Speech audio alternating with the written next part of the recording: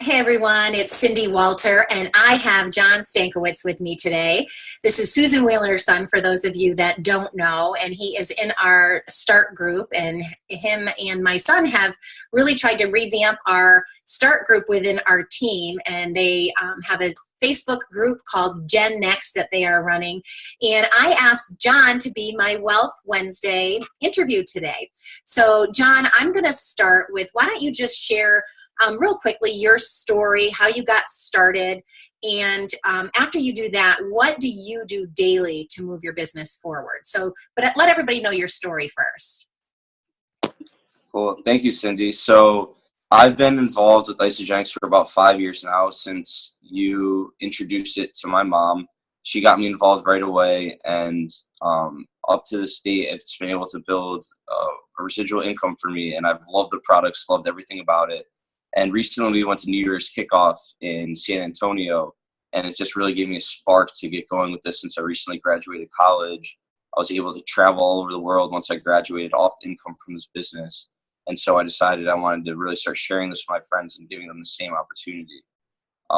Daily things that I do now that I've started to take it more serious are just reaching out to people, talking to people on my team. Really, I've learned so much more about the products, more about the business, the comp plan, everything about it. But I think daily, like the most important things I've done were to just reach out to a few of my friends, help them talk to people, organize events to go talk to people, really anything to just kind of stimulate the business. Awesome. Are you using this as new technology? Yes. Yeah. We use Zoom. A lot of people like the calls, the Wednesday calls, to get on those and listen and hear the corporate thing and getting free enrollment codes and stuff like that. A lot of the times we talk to people using FaceTime. We do some, that's probably our main thing is FaceTime. We do some phone calls, but just sitting down and FaceTiming others is a big thing we do. That's awesome. And now you've just recently moved from Connecticut to California. So big, huge move. My next question is, since you've decided to do this as a business, have you had any challenges, obstacles? Is the move a challenge for you? If not, have you had any? Because I think it really helps people know that this business is kind of a little of a roller coaster. We had a great presentation at New Year's kickoff from, help me out. Who did the roller coaster presentation? David Norrie. And it was fabulous. And I know that a lot of people face challenges. So tell us about, have you had any challenges and how did you overcome them? Yeah, I've definitely had challenges. And the whole time I've been in Isogenics throughout college, even though I was making money, I was having challenges because I was kind of like, I don't know if maybe shy or like apprehensive about sharing the product, even though I was loving it and making money from it. I still kind of didn't really go out and fully brand myself with it. So that was a challenge I've had all along until I finally decided to just do this. That's really what it came down to. And yeah, absolutely. Moving out here has been a huge challenge. Moving is such a stress, moving all across the country to a place where we really don't know anybody. Just moving in, getting settled in, and now we're just getting to the point where we're trying to network out here and meet people out here so we can grow our businesses. But yeah, definitely this has been a struggle. I think we're about ready to get back in the swing of things, but it's definitely been a more of a downside to our business because of just how much just goes into this. But I think overall, once we're settled in and we meet a bunch of people out here, that it'll be helpful. Yeah, and the greatest thing about this business is you can talk to people that live anywhere in the country. I went to a networking event this morning and I was sharing with people what I did, and they were shocked that I have 25,000 clients, and they thought they were all in Ohio. I said, absolutely not. Most of my team is not in Ohio, actually. And so that's going to be really great for you because technologies like this, you can stay in touch with people through FaceTime, through phone calls, and all of that. It's a great way to stay connected. When you have challenges, like you just said so perfectly, you made the decision. That's what you do. My son is a college student, and he has some struggles too because as you know, a lot of college kids don't have extra money, and some of them don't even pay for their own food. Some of them do meal plans and their parents pay for food, and so there's just no extra money for something like this. So you have to be able to overcome all of those challenges and make the decision that you're just going to do it. No matter what, you're just going to do it. So I love that. How about, where do you go, John, for inspiration? Do you listen to podcasts, read books? What do you do when you're either faced with a challenge or feeling a little down and you need some inspiration?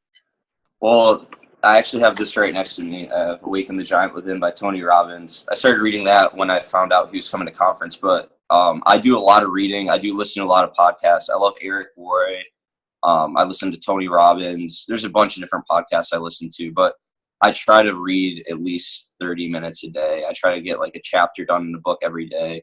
I feel like it just mentally gets you in the right place. It just sets you up properly for the day. What I've been doing lately is we just joined this new, like, it's pretty much an athletic club. I wouldn't even call it a gym, but there's a pool there, and I just kind of lay out there after I work out and read. I feel like I have the most focus then. So yeah, tons of books, podcasts. And I feel pretty self-motivated too, but that helps for sure, is reading. That's awesome. All right. And what business do you give everyone? If, the people watching this are people that are doing the business to all varying degrees. So we have some people watching this that just want a little extra part-time money, some that love to be doing what you're doing right now. I mean, honestly, kind of living the dream. You're not punching a time clock. You are an entrepreneur using your own hours, working your business on your terms. So what tips could you share with people so that maybe they could be doing what you're doing? I think the most important thing, like we were talking about, the ups and downs, I think what I found from the ups, or when I'm in that time, is when I'm the most focused, when I'm creating the most momentum.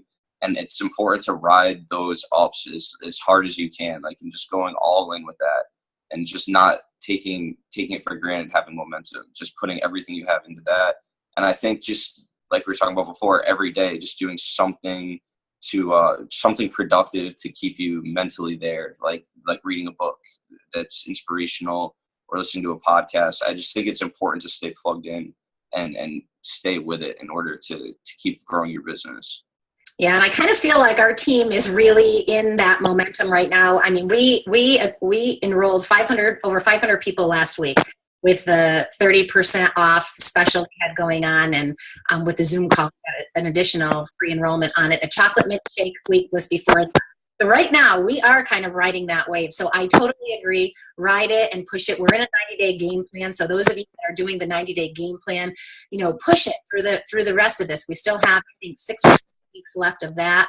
And then if you start to feel yourself dipping or in an area of challenge or an obstacle, what would you recommend to try to get yourself out of that? And that'll be my last question for you. I feel like you just gotta do something to pull you out of it. Because I feel like when you fall into that slump, like, I remember there was the 5 reasons for the biggest stresses, and one of them was moving. So for me, I moved, and now I just gotta pick back up a book, which I did yesterday. Pick back up the book, start talking to more people, and you just got to start up again and just mentally focus and get yourself back into that place you were in. Yeah. That's the way to get out of it. I mean, because everyone goes through those different downs, whatever it may be, but you just got to pick up the book and just pick up the phone, whatever it may be, and just get back going. Yeah, action. What you're saying is you just need to get back into action, and that will help you get out of it. We all have slumps. We all, sometimes feel like we're stuck in our business, and taking action can be what helps you get through that and get to the other side of it. So absolutely. Great tips from such a young guy. I'm telling you, I love it. I'm so proud of you, and can't wait to see what you guys do in California now with your coast-to-coast business. So excited for you guys. Thank you, Cindy. I appreciate it. Thanks for joining us today, and I hope you guys found value from this. Please comment below in the comment area and let us know what you learned from John Stankiewicz today. All right, guys. Thank you, everybody. Yep.